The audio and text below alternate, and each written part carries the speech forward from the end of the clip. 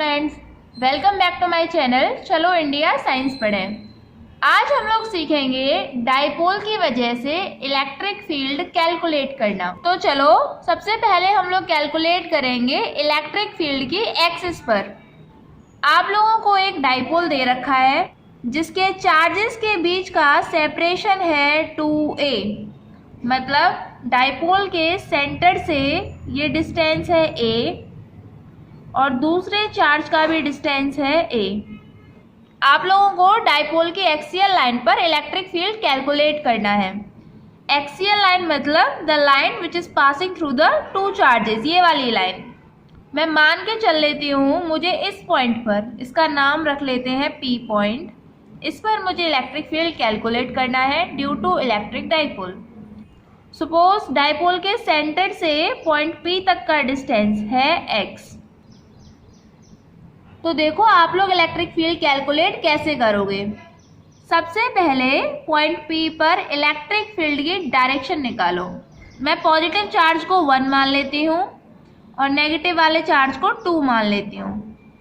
तो देखो electric field due to 1 किस डायरेक्शन में आएगा, चार्ज पॉजिटिव है तो इलेक्ट्रिक फील्ड ऐसे इस डायरेक्शन में, इसको लिख लेते हैं E1। Electric field due to negative charge ऐसे, इसको लिख लेते हैं E2। तो आप लोगों को देखकर इतना तो समझ में आ रहा है कि हम लोगों को दोनों की वजह से इलेक्ट्रिक फील्ड का मैग्नीट्यूड कैलकुलेट करना है और उसके बाद में सब्ट्रैक्ट कर देना है, तो नेट इलेक्ट्रिक फील्ड आ जाएगा P पर। तो चलो कैलकुलेट करते हैं। Electric field due to first charge कितना, KQ ओवर R स्क्वायर। यहाँ पर KQ क्योंकि फर्स्ट वाला चार्ज तो मैग्नीट्यूड में Q है। डिस्टेंस कितना है, ये डिस्टेंस जरा देखो, Q से P पॉइंट तक का डिस्टेंस आप क्या लिख सकते हो, वो x माइनस a, यही डिस्टेंस है ना Q से P तक, तो इसको कैसे लिख सकते हैं, x माइनस a, यही बचेगा। तो आप लिख सकते हो x माइनस a का स्क्वायर। जरा E2 कैलकुलेट करो, KQ, ध्यान रखना हम लोग मैग्नीट्यूड निकाल रहे हैं तो साइन पुट नहीं करेंगे, वेक्टर फॉर्म होती तो साइन पुट करते। डिस्टेंस कितना लिखोगे अब की बार, x प्लस a का स्क्वायर। E1 E2 आप लोगों ने निकाल दिए। Net electric field at P कितना, E1 माइनस E2 या E2 माइनस E1, सोच के देखो, जो बड़ा होगा उसमें से माइनस करोगे तो बड़ा कौन सा होगा, ये पॉइंट जिस चार्ज के पास में है वो बड़ा होगा ना, क्योंकि चार्ज से जैसे जैसे दूर जाएंगे तो इलेक्ट्रिक फील्ड कम हो जाएगा, तो 1 की वजह से जो इलेक्ट्रिक फील्ड होगा वो बड़ा होगा। तो हम क्या लिख सकते हैं, E1 vector minus E2 vector, ये आएगा E नेट। जरा वैल्यू पुट करें, KQ E1 है x माइनस a का square minus KQ x plus a का स्क्वायर। तो देखो KQ दोनों में कॉमन है, बाहर निकाल दूं मैं इसको, KQ 1 upon x minus a का square minus 1 upon x plus a का square equal to KQ। LCM लोगे तो इसको कैसे लिख दोगे, x माइनस a का स्क्वायर x प्लस a का स्क्वायर। अच्छा आप कैसे करोगे, x माइनस a का होल स्क्वायर, ये तो है, इसमें किसका मल्टीप्लाई कर दोगे कि ये आ जाए, x प्लस a का होल स्क्वायर का। एलसीएम लेना आता है ना सेम, तो यहाँ क्या आ जाएगा ऊपर, x प्लस a का होल स्क्वायर माइनस डिनोमिनेटर में ये है, आप किसका मल्टीप्लाई करोगे इसमें कि ये आ जाए x माइनस a का होल स्क्वायर, और उसी का मल्टीप्लाई ऊपर कर देते हैं तो x माइनस a का होल स्क्वायर। इतना समझ में आया।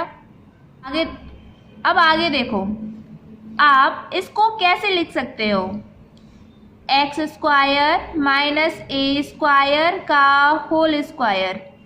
अब आप लोग बोलोगे ये कहाँ से आ गया, तो आप लोग इसका मल्टीप्लाई करके देखो, x प्लस a का होल स्क्वायर खोलेंगे तो क्या हो जाएगा, a square plus b square minus 2ab, यही आएगा। और x प्लस ए का होल स्क्वायर, इसको खोलेंगे तो x square plus A square plus 2ax, यही आएगा।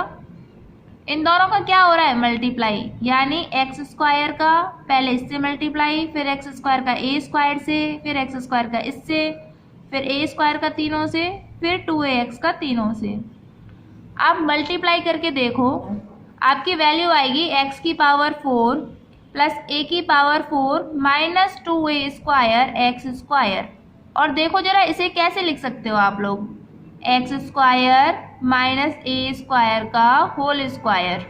तो ये सॉल्व होकर क्या आने वाला है, ए का स्क्वायर एक्स की पावर 4 हो जाएगा एक्स स्क्वायर का स्क्वायर, प्लस बी का स्क्वायर तो ए की power 4 minus 2a square x square. तो ये पूरा सॉल्व करने के बाद में आया है, इसको लेकर कंफ्यूज मत होना। तो आप कैसे कर सकते हो, के क्यू, ये आ गया आप लोगों का एलसीएम। अब जरा ऊपर वाले टर्म्स को खोलो, x प्लस ए का whole square, A square plus B square plus 2ab minus x minus A का whole square, A square plus B square minus 2ab। इतना ठीक है।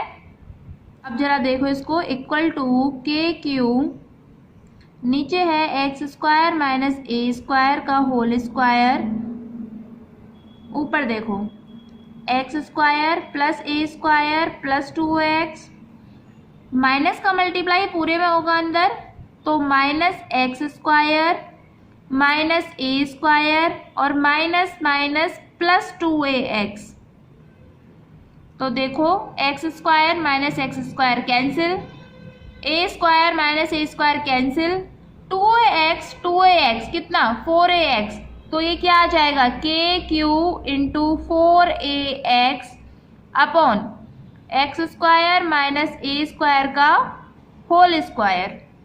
अच्छा अगर मैं आपसे बोलूँ x बड़ा है a से, तो एक्स स्क्वायर तो बहुत बड़ा हो जाएगा ए स्क्वायर से। ऐसे समझो, अगर 0.2 है, छोटा है, तो 0.2 का स्क्वायर कितना 0.04, वो तो और भी छोटा हो गया ना। तो हम लोग मान के चल रहे हैं कि separation between the charges small है, तो के क्यू इंटू 4ax, क्योंकि देखो हम लोगों ने x बहुत बड़ा माना है ए से, तो एक्स स्क्वायर तो और भी बड़ा हो जाएगा। तो यहाँ पर आप ए स्क्वायर को नेग्लेक्ट कर सकते हो, तो इसी वजह से ये रह जाएगा एक्स स्क्वायर का होल स्क्वायर। ए स्क्वायर कहाँ चला गया, नेग्लेक्ट हो गया, ए स्क्वायर बहुत छोटा है एक्स स्क्वायर से, इस वजह से नेग्लेक्ट कर दिया। तो ये क्या बचा, के Q into 4ax upon X square का स्क्वायर यानी एक्स की पावर 4, तो एक एक्स कैंसिल हो जाएगी, तो आपका फॉर्मूला आएगा के Q into 4a upon x की पावर क्यू। अच्छा और देखो इसको, के क्यू आप 4a को ऐसे लिख सकते हो 2a इंटू 2, लिख सकते हैं ना 2a इंटू 2, ये भी तो 4a है भाई, अपॉन क्या एक्स क्यू। और कुछ ऑब्जर्व कर पाए हो तुम लोग, q इंटू 2a ये क्या होता है, ध्यान करो आप लोगों ने यहाँ जो डाइपोल लिया है, डाइपोल के बीच का सेपरेशन कितना लिया है 2a, तो q इंटू 2a क्या हो जाएगा, p डाइपोल मोमेंट। तो you can write K p into 2 upon x cube. तो आप लोगों का फॉर्मूला आ गया 2kp upon x cube. This is the actual formula to calculate electric field on the axis of dipole. ये आप लोगों ने क्या कैलकुलेट किया है, मैग्नीट्यूड ऑफ इलेक्ट्रिक फील्ड। अब जरा डायरेक्शन की बात करें, यहाँ से डायरेक्शन देखो जरा, E1 बड़ा था E2 से, तो माइनस होकर के नेट इलेक्ट्रिक फील्ड इस डायरेक्शन में आ जाएगा। और डाइपोल मोमेंट की डायरेक्शन क्या होती है, always negative to positive charge. Dipole moment की डायरेक्शन भी ये है, p वेक्टर की डायरेक्शन ये, और ये e वेक्टर की डायरेक्शन है। तो डाइपोल की एक्सिस पर जिस डायरेक्शन में डाइपोल मोमेंट की डायरेक्शन होती है, वही डायरेक्शन इलेक्ट्रिक फील्ड की भी होती है। और you can say the angle between p vector and e vector on the axis of dipole is 0। तो आप लोग फॉर्मूले में लिख सकते हो e vector equal to 2kp vector over x cube. आप लोगों का चार्ज की वजह से इलेक्ट्रिक फील्ड कितना आता है, के क्यू ओवर आर स्क्वायर। यहाँ पर एक्स क्यूब के इन्वर्सली प्रोपोर्शनल है। तो चलो अब हम लोग कैलकुलेट करते हैं इलेक्ट्रिक फील्ड और इक्वेटोरियल लाइन ऑफ डाइपोल। देखो आप लोगों को एक डाइपोल दे रखा है जिसमें चार्जेस के बीच का सेपरेशन है 2a, मतलब सेंटर से ये a डिस्टेंस यहाँ तक और फिर सेंटर से ये a डिस्टेंस दूसरे चार्ज तक। मैं इसको फर्स्ट चार्ज मान लेती हूँ, इसको सेकंड चार्ज मान लेती हूँ। और आप लोगों को इसकी इक्वेटोरियल लाइन पर इलेक्ट्रिक फील्ड पूछ रहा है। इक्वेटोरियल लाइन कौन सी, जो डाइपोल के सेंटर पर परपेंडिकुलर बना रही हो। ये वाली लाइन नॉर्मल है डाइपोल के। मान लेते हैं इस पॉइंट पर नाम रख लेते हैं पॉइंट का P फॉर पेरिस। तो आप लोगों से यहाँ पूछ रहा है इलेक्ट्रिक फील्ड। देखो कैसे कैलकुलेट करेंगे।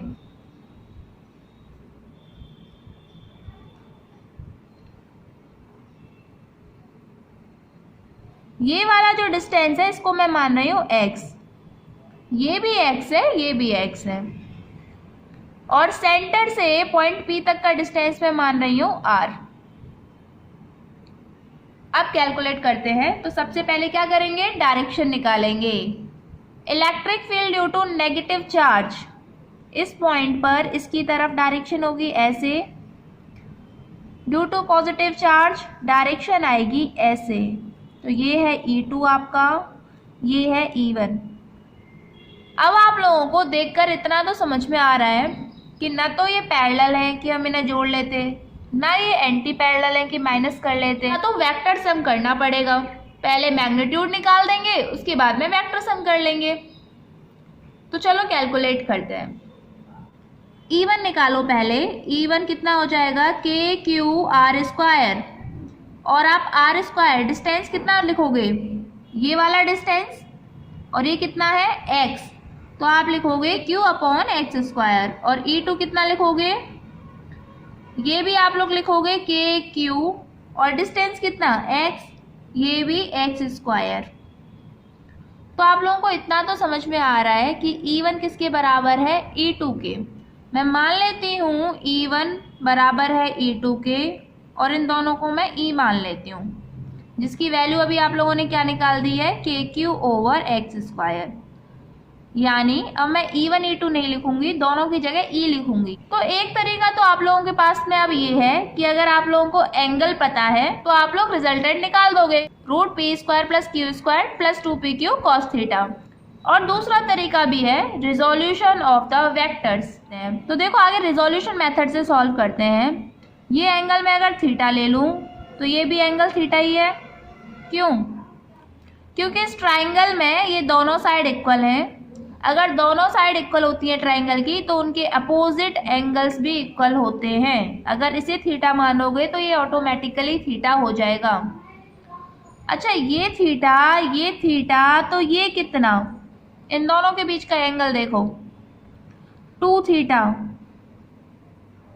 पता है कैसे, एक्सटीरियर एंगल है। एक्सटीरियर एंगल किसके बराबर होता है, सम ऑफ अपोजिट इंटीरियर एंगल्स। ये अपोजिट कौन से दो इंटीरियर एंगल हैं, ये और ये। तो theta plus theta equal to 2 theta. अब इसको देखो आगे रिजॉल्व कैसे कर सकते हो आप। एक वेक्टर ऐसे है, एक ऐसे है, ये वाला E1 है, ये वाला E2 है, पूरा एंगल 2 थीटा है। और अगर मैं इसको बाइसेक्ट करूं, आधा करूं, तो ये वाला भी थीटा, ये वाला भी थीटा। अब आप E1 को रिजॉल्व करो, इसको दो रेक्टेंगुलर कंपोनेंट्स में तोड़ो। तो देखो इसके दो कंपोनेंट आएंगे। ये वाला कंपोनेंट कितना, E1 cos थीटा, और ये वाला E1 sin थीटा। ये हो जाएगा E1 sin थीटा, ये हो जाएगा E1 cos थीटा। और अगर आप लोग E2 को रिजॉल्व करोगे तो अगेन दो कंपोनेंट्स, ये वाला कंपोनेंट E2 cos थीटा, और ये vertical component E2 sin theta. और आप लोगों को पता है कि अगर एक बार आपने रिजॉल्व कर लिया तो अब E1 का तो कोई मतलब है नहीं, इसके तो आपने इससे कर लिए दो, ये और ये। अब ऐसे E2 का भी कोई मतलब नहीं रहता है, इसके भी दो हिस्से हो गए, एक ये और एक ये। तो आपके पास में सॉल्व करने को बचा क्या है, ऊपर बचा है E2 sin थीटा, नीचे बचा है E1 sin थीटा, और इस डायरेक्शन में दो वेक्टर आए हैं आप लोगों के, E1 cos theta plus E2 cos theta. और ध्यान करो E1 और E2 क्या है, बराबर हैं, इसके E के बराबर। तो इसको आप क्या लिख सकते हो, E sin थीटा, और ये भी E sin थीटा, और ये E cos theta plus E cos theta. तो देखो ये वर्टिकल कंपोनेंट तो कैंसिल हो गए, ये भी E sin थीटा, ये भी E sin theta. E net आप कैसे लिख सकते हो, दो कंपोनेंट बचे, E cos theta plus E cos theta, यानी नेट रिजल्टेंट आया है 2E cos theta. This is the E net at point P। ये रिजोल्यूशन आप लोगों को समझ में आ गया ना, कैसे करना है, वेक्टर को तोड़ना है। ये अगर वेक्टर है तो इसके दो परपेंडिकुलर कंपोनेंट हो सकते हैं, एक ये एक ये। जैसे आपको पिछले वीडियो में भी बताया था कि अगर भाई ये आप लोगों के दो वेक्टर होते हैं तो आप रिजल्टेंट निकाल दे, तो इनका ये उल्टा दे रखा है, रिजल्टेंट दे रखा है, आपको दो कंपोनेंट करने हैं। इसी को हम लोग क्या बोलते हैं, रिजोल्यूशन। हम लोगों ने रिजोल्यूशन ही किया है बस। तो चलो आगे कैलकुलेट करते हैं। वैल्यू पुट करो, इलेक्ट्रिक फील्ड ई की वैल्यू कितनी आई थी, के Q upon X square theta. इसकी वैल्यू क्या रखोगे, ट्राइंगल में जाओ जरा, cos theta base upon hypotenuse. तो बेस कौन है, ये परपेंडिकुलर और ये बेस हो गया। हाइपोटेनस तो आप लोग पहचान ही लेते हो, ये एंगल 90 है तो ये हाइपोटेनस हो जाएगी। कई बार बच्चे परपेंडिकुलर और बेस में गलती करते हैं। तो देखो जिस एंगल को आप चेक कर रहे हो, यहाँ से आप निकालो ना कॉस थीटा, तो इसके सामने वाला परपेंडिकुलर होता है। अगर अभी आप लोग ये वाला एंगल थीटा ले लो तो इसके सामने वाला परपेंडिकुलर होगा। परपेंडिकुलर और बेस चेंज हो जाते हैं, उसमें कंफ्यूज मत हुआ करो। लिख सकते हो बेस ए, हाइपोटेनस कौन, एक्स, तो ये कितना हो जाएगा 2KQ A upon x cube. अच्छा आप ट्राइंगल में से x की वैल्यू लिखना जरा, ये वाले ट्राइंगल में से आप क्या लिख सकते हो, by Pythagoras theorem x square is equal to A square plus R square. x कितना हो जाएगा, root A square plus R square.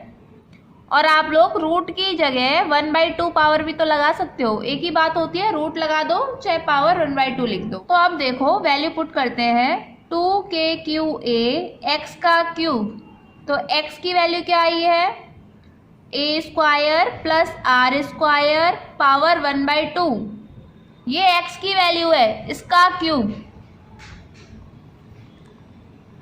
तो इसे क्या लिख दोगे, 2KQA A square plus R square 1/2 into 3/2।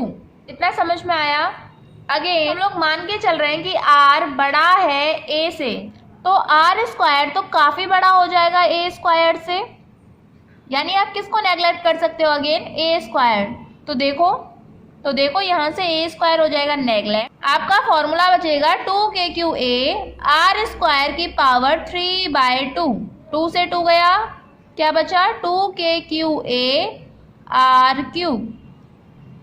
अच्छा इसको आप ऐसे भी तो लिख सकते हो, KQ into 2A upon R cube. Q into 2A क्या होता है, P, यानी dipole moment KP over R cube.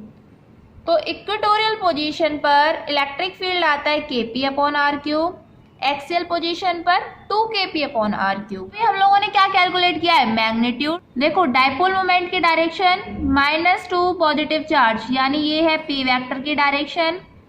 Electric field की डायरेक्शन, यहाँ से समझो पूरा इलेक्ट्रिक फील्ड सॉल्व हो करके किस डायरेक्शन में आएगा, इस डायरेक्शन में, E वेक्टर।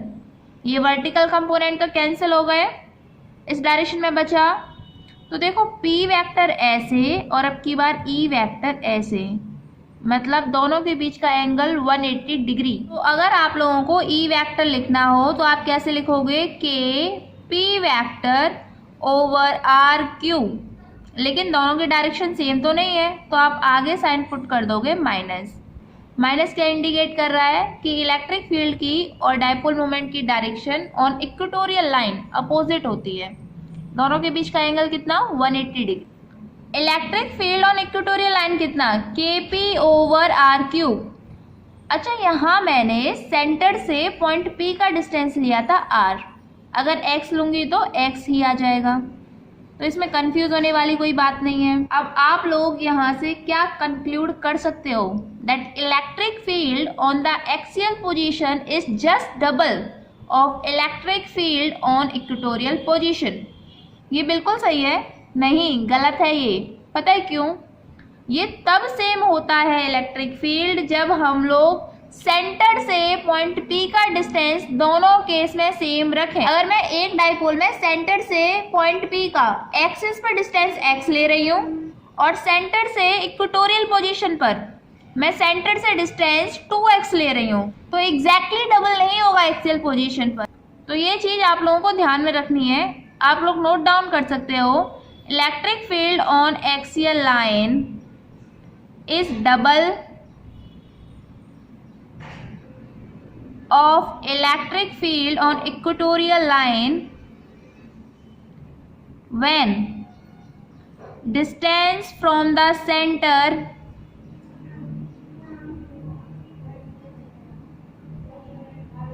to point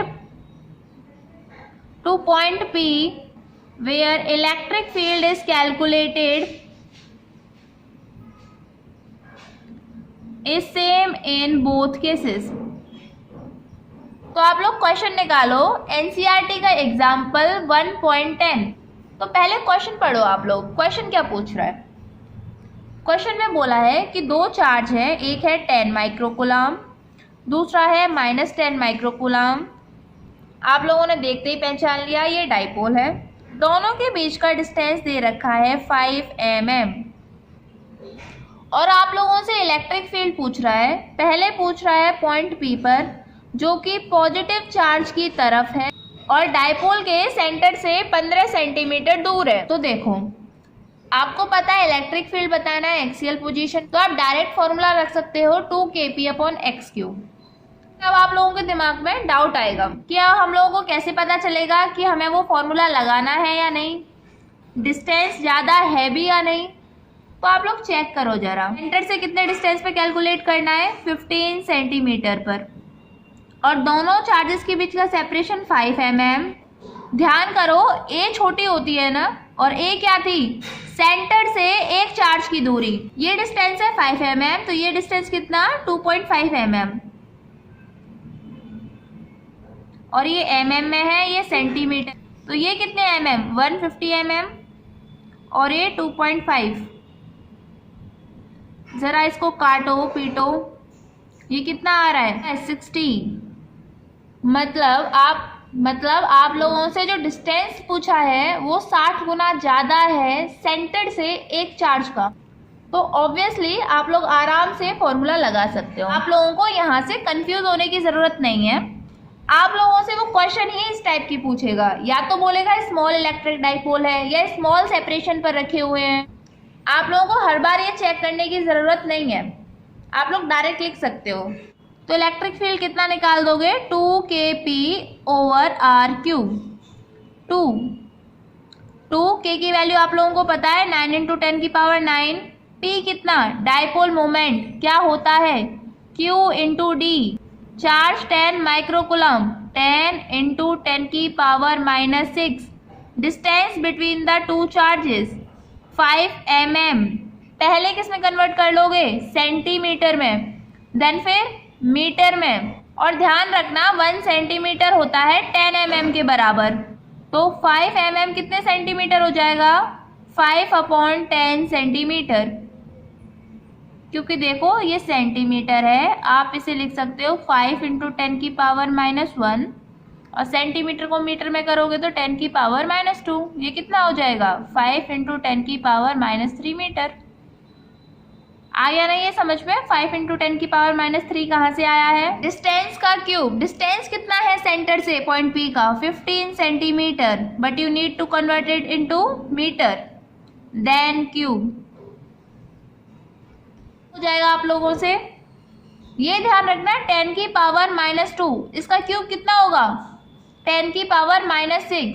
मतलब होता है इसका 10 की पावर -2 इंटू 10 की पावर -2 इंटू 10 की पावर -2। और आप लोग क्या करते हो, 2 का क्यूब, 2 2 जा 4, 4 2 जा 8, 8 नहीं लिखना है, पावर इस तरीके से सॉल्व होगी। अच्छा, इसका बी वाला पार्ट देखो, सेम सेपरेशन है और इक्वेटोरियल लाइन पर ये है 15 centimetre away from the centre. ये क्या पूछ रहा है आप लोगों से, इलेक्ट्रिक फील्ड। अब आप लोगों को तो फॉर्मूला आता है, क्या लगा दोगे, के पी ओवर आर क्यूब। के आपको पता है, पी आप निकाल दोगे, डिस्टेंस आपको पता है, और एक और जुगाड़ लगा सकते हो। सेंटर से पॉइंट पी का डिस्टेंस 15 सेंटीमीटर, इक्वेटोरियल लाइन पर, एक्सियल पर भी 15 था, तो एक्सियल वाला डबल आएगा देन इक्वेटोरियल। तो अगर आप लोगों ने एक्सियल का कैलकुलेट कर लिया है तो इक्वेटोरियल का कैलकुलेट करने की जरूरत ही नहीं है, आधा कर दो। तरीके से आपके इलेक्ट्रिक डाइपोल पर क्वेश्चन आते हैं। मान लो एक यूनिफॉर्म इलेक्ट्रिक फील्ड है जिसकी डायरेक्शन इस तरीके से है और इसमें एक चार्ज रखा है जिसकी वेलोसिटी u है। अब आप लोगों से पूछता है कि इस चार्ज का पाथ कैसा होगा। तो आपको पता है चार्ज है, इलेक्ट्रिक फील्ड में रखा हुआ है, फोर्स एक्सपीरियंस करेगा in the direction of electric field अगर ये पॉजिटिव चार्ज है। इसी डायरेक्शन में इसकी वेलोसिटी भी है, इसी डायरेक्शन में ये फोर्स एक्सपीरियंस करने वाला है। फोर्स कितनी, Q इंटू E। तो इस चार्ज का पाथ कैसा होगा, ये स्ट्रेट लाइन में मूव करता हुआ इलेक्ट्रिक फील्ड से बाहर निकल जाएगा। ऐसा कब होने वाला है, जब angle between initial velocity and electric field is 0 degree. अब मान लो आप लोगों को इलेक्ट्रिक फील्ड और इनिशियल वेलोसिटी के बीच में एंगल बोले 180 डिग्री, यानी ये आपका चार्ज है, इसकी वेलोसिटी इधर है, फोर्स एक्सपीरियंस कैसे करेगा, इसी डायरेक्शन में, तो इसका भी पाथ कैसा हो जाएगा, स्ट्रेट लाइन। आप लोग देखो, जब angle between electric field and initial velocity is 90 degree, यहाँ पर इलेक्ट्रिक फील्ड की डायरेक्शन है ऊपर की तरफ और इनिशियल वेलोसिटी है ऐसे, तो एंगल कितना, 90। अब देखो, जैसे ये चार्ज एंटर करेगा इलेक्ट्रिक फील्ड में, ये फोर्स एक्सपीरियंस करेगा in the direction of electric field, क्योंकि ये पॉजिटिव चार्ज है। फोर्स कितनी, Q इंटू E, और इसकी इनिशियल वेलोसिटी ऐसे है। तो इनिशियल वेलोसिटी की वजह से ये आगे बढ़ने की कोशिश कर रहा है, लेकिन ऊपर इस पर फोर्स लगा, तो साथ ही साथ ऊपर जाने की भी कोशिश कर रहा है। तो इसका पाथ कैसा रहेगा, पैराबोलिक, इस तरीके के पाथ को फॉलो करेगा और बाहर निकल जाएगा, क्योंकि ये दो डायरेक्शन में मूव करने की कोशिश कर रहा है, इनिशियल वेलोसिटी की वजह से एक्स एक्सिस में और फोर्स की वजह से ऊपर की तरफ, तो नेट डायरेक्शन इसकी ये आएगी। अच्छा, अब एक चीज सोचो, जब ये फोर्स एक्सपीरियंस कर रहा है तो एक्सेलरेशन भी होगा।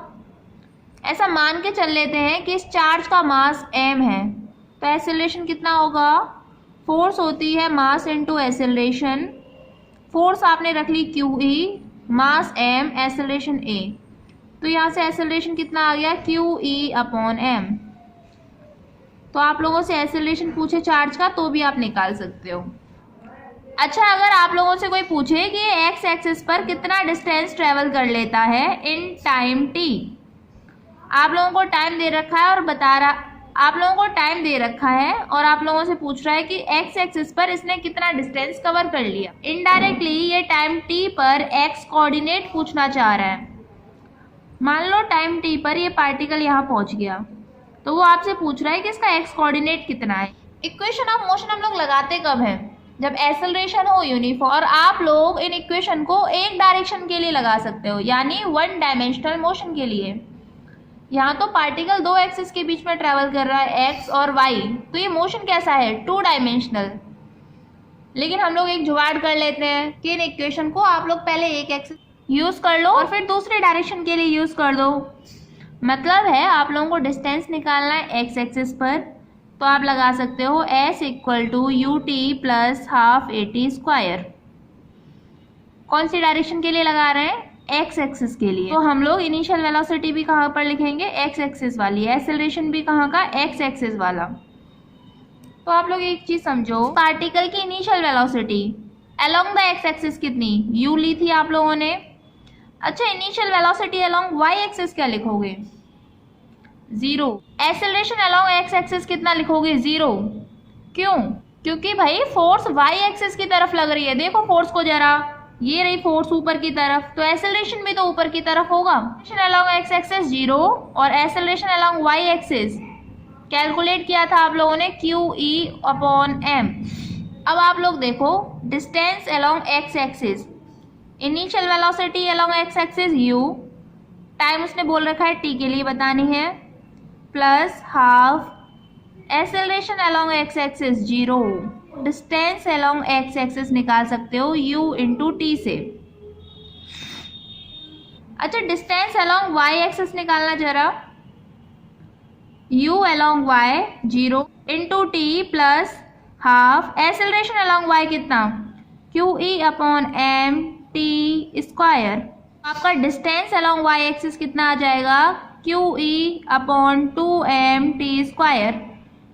डिस्टेंस अलोंग y एक्सिस मतलब ये आपसे क्या पूछने की कोशिश कर रहा है कि पार्टिकल टाइम t पर y एक्सिस पर कितना चलेगा। और कई बार आप लोगों से पूछता है कि चार्ज डेविएट कितना हुआ है अपने पाथ से, मतलब वो क्या पूछना चाह रहा है, वो पूछना चाह रहा है कि डिस्टेंस अलोंग y एक्सिस कितना उसने कवर कर लिया है, क्योंकि उसे चलना तो x एक्सिस पर चाहिए था। डेविएट वो किसकी तरफ हो रहा है, y एक्सिस की तरफ बढ़ रहा है। तो डेविएशन जब पूछेगा तो हमें क्या निकालना है कि y एक्सिस पर कितना चल लिया है।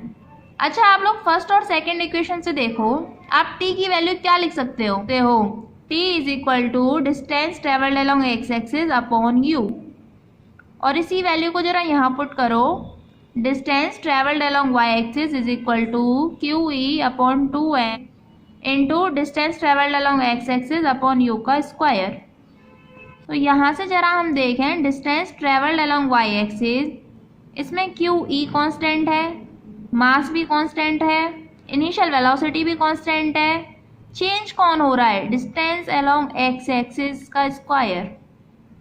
तो देखो y और x में, या फिर डिस्टेंस ट्रेवल्ड अलोंग y या distance travelled along x axis में ग्राफ पूछे तो आप कैसे बताओगे, distance travelled along y directly proportional है डिस्टेंस अलोंग x एक्सिस के स्क्वायर के, क्योंकि बाकी चीज़ें तो कांस्टेंट हो गई।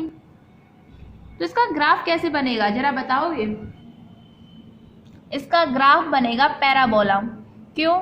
क्योंकि जब आप लोगों से दो एक्सिस के बीच में ग्राफ पूछ रहा है और उनमें से किसी एक की पावर 1 और किसी दूसरे की पावर 2 है, तो ग्राफ हमेशा ध्यान रखना पैराबोला आएगा। तो यहाँ पर आपका फर्स्ट चैप्टर होता है पूरा कंप्लीट। इसमें आप लोग सबसे पहले एग्जाम्पल से स्टार्ट करो, और इसका एग्जाम्पल नंबर 1.13 सबसे लास्ट वाला एग्जाम्पल आप लोग छोड़ सकते हो, उसके अलावा सारे एग्जाम्पल्स कंप्लीट करो। ये लास्ट वाला मैंने इसलिए छुड़वा दिया है क्योंकि ये सॉलिड स्फीयर से रिलेटेड है, जो हमारे सिलेबस में है नहीं, तो इसे आप लोग छोड़ सकते हो, बाकी सारे करने हैं। अब अगर हम लोग एक्सरसाइज में आए तो सारे क्वेश्चन करने हैं आप लोगों को एक्सरसाइज के। एडिशनल एक्सरसाइज के सारे क्वेश्चन करने की ज़रूरत आपको बिल्कुल भी नहीं है। इसमें आप लोग क्वेश्चन नंबर 25, 26, 33 और 34 ये कर लो, इतने सफिशिएंट है आप लोगों के बोर्ड्स के लिए भी और कंपटीशन के लिए भी। अच्छा अगर किसी बच्चे को ये है कि नहीं मुझे तो कोई कंपटीशन देना ही नहीं है, मुझे तो सिर्फ बोर्ड में पास होना है, कोई कंपटीशन नहीं देना, तो आप लोग एडिशनल एक्सरसाइज पूरी तरीके से छोड़ सकते हो। और जिन बच्चों को आगे कंपटीशन को रखकर तैयारी करनी है वो लोग क्वेश्चन नंबर 25, 26, 33, 34 इतना कर लो, इतने सफिशिएंट। तो आई होप आप लोगों को फर्स्ट चैप्टर अब पूरा अच्छे से क्लियर हो गया है। So thank you students and keep studying, and for your notes kindly check the description box.